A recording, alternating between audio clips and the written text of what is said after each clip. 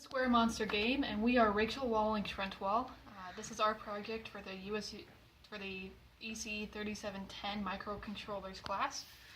Here we have an LCD screen as well as a Tiva C microcontroller, a DAC, a speaker, and multiple buttons. So we made a Square Monster game, and in this game you are a traveler, the little red dot on the screen, who gets to move around the screen. Now you're searching for monsters, and monsters are searching for you. It's kind of like Pokemon, but instead of the Pokemon just staying stationary, they're also roaming around. Now we just found a monster. In the bottom left corner is us, the little red square again, with our aqua health bar. In the top right is the big yellow monster with his blue health bar. Now, as a player, you have 4 different choices to fight the monster. Starting in the top left button, right here, can you move your finger for a second? There we go. Starting at the top, at the left button, we have increased damage. The next button over is the critical strike. The next button over is heal, and the final button is your basic attack. Now we'll demonstrate it so you can see on the screen what they each do, starting with the damage up.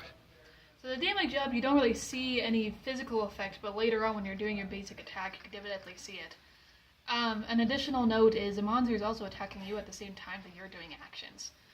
So we're going to press and hold critical and hope we get a critical hit. You'll have it when it beeps. So our critical hit was so high and our damage was so increased that we actually one-shotted him. But you'll notice he still almost got us.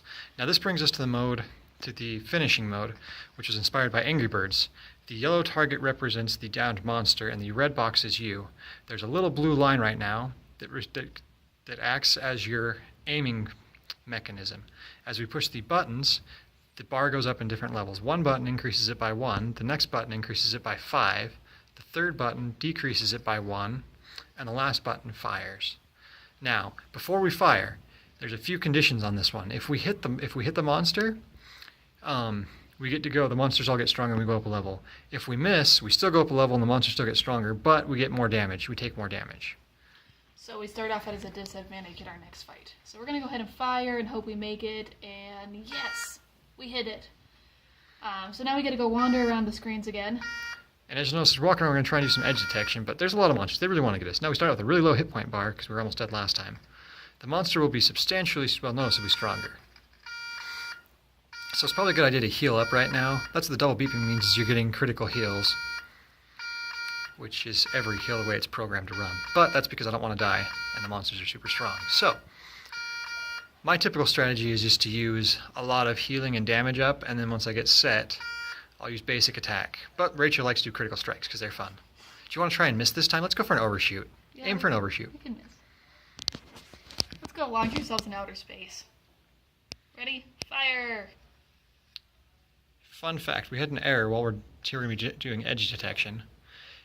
When we were programming this originally, we ran into the error of the ball never detecting the end of the step. Oh, there's another battle. Fun. So we now know the top boundary may or may not work. We'll figure out after this battle. These monsters are just coming at us today. This is pretty good. We're on level 3. That doesn't happen very often that we get this far. These critical strikes are working. You probably better... Oh. That means that he got a critical. And that's game over. So we now got our blue screen of death. Now let's try doing edge detection this time. So we can go ahead and reset by either pressing the top leftmost button or by clicking the reset button on the microcontroller. So we can go up, and you'll see... Sorry, we'll reset so you guys can see. We can go up, and we can't go up any farther. We can go right, and we hit the edge, and we stop. So you can't leave the bounds of the screen. Do you want to try the lower left and lower right too? We may just have to reset this a couple times, depending on how many more monsters we find. Should have included some developer codes, but we'll get there. No cheat codes have been added yet, but that may be out in the 2nd generation coming out. So we're getting down to the bottom of the screen. See, we can't leave, and now we'll see if we can make it to the left without getting attacked. What you can't see in this video is that we've written down a instruction list for what the buttons do in each different stage. That will come standard. After playing it about 10 times, you memorize what the buttons do, and it's no big deal. Pretty easy to learn. Learning curve takes about 5 minutes on this game. We're approaching the left edge. Almost. The beeping is really annoying, but it's part of the project, so we'll deal with it. And edge detection is successful. So that is the Square Monster game. It's a lot of fun, and it gets really, really difficult. And that's our microcontrollers project.